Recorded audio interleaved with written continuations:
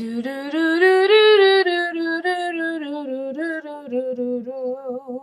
sport I'd like to talk about is basketball, and I do like basketball as well. Basketball's okay. I mean, it's got your action. It's got the running and the throwing and the pushing, but then it's a foul.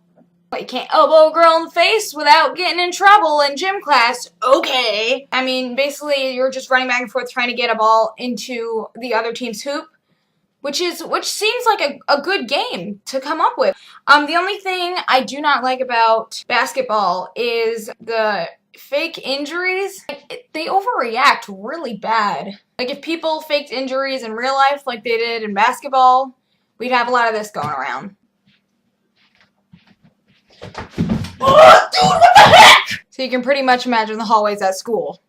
Then there's hockey. I recently got interested in hockey. I don't know why. I get distracted and bored very easily. So hockey's a really good thing for me to watch because stuff is always happening. Hockey is basically people on ice sliding around, hitting a piece of plastic into a very small net guarded by a very big man. I do have a couple things that I don't like about hockey though. Since the net is so small and the goalie is so huge, it takes forever for them to score a point. However, I will give you the fact that hockey players can take a hit, but they have pads on, and the sport that I'm about to talk about next does not.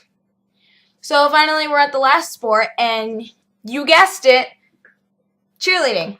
Before this argument starts, there is a difference between sideline cheerleading and competitive cheerleading. Sideline cheerleading is not a sport, but competitive cheerleading is in fact a sport, and I will argue that to the end of the world. Compared to all the other sports, I've told you what they all were, and now I'm going to tell you what cheerleading is.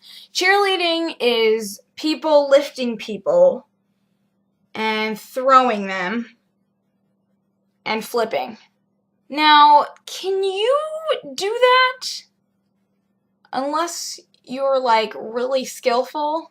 No, probably not. Basically, it's dancing and cheering and lifting and throwing and flipping and keeping time with all of that. Other sports have, like, a whole game, which is, like, 2 hours or so to fix their mistakes and to do well. They have all that time, but cheerleaders only have about 3 minutes to do this little routine that they practice for months. And, you know, just like hockey players, cheerleaders can indeed take a hit. I have multiple times kicked, smacked, punched, elbowed, probably kneed a majority of my bases and back spots. Let me tell you, it hurts. It hurts a lot.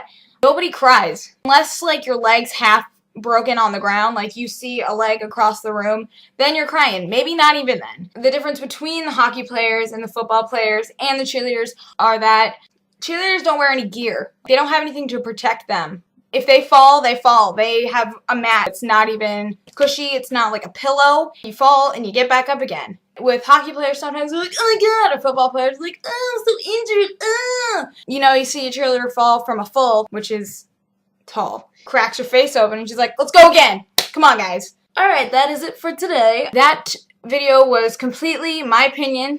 Feel free to argue with me. I really don't care. I want to hear your opinion, so put it in the comments below of what sports you like or you don't like, or pros and cons, or if you want to argue with me on something, fine, start a debate. Let's do this. Seriously though, feel free to question me on like anything that I said. If you have any ideas for next week, make sure to leave them in the comments below because I'm constantly out of ideas. And if you like the video, make sure to give it a big thumbs up and share it with your friends and do whatever you want, I guess.